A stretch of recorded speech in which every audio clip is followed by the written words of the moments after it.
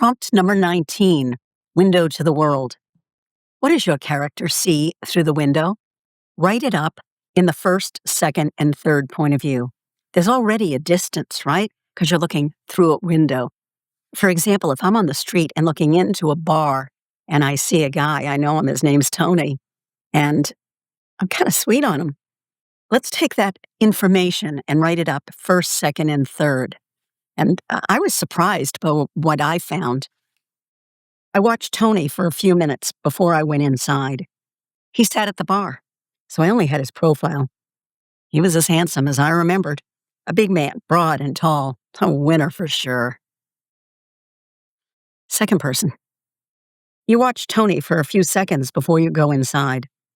He sits at the bar, so you only have his profile.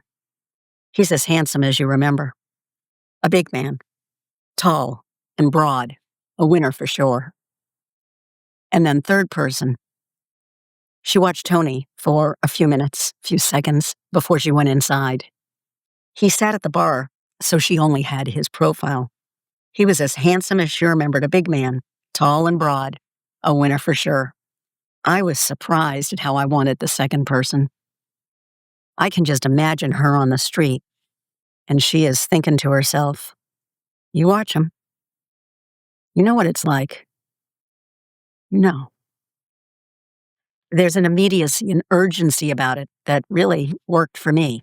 So here's the prompt. What does your character see through the window? Write it up with 3 points of view.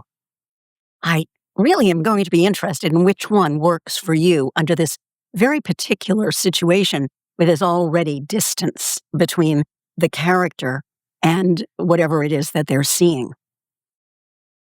Do comment, write the comment down below. I read them all and I'm fascinated by what you come up with. Even better, make a video so I can amplify your voice and use the hashtag #BeatTheBotsBook.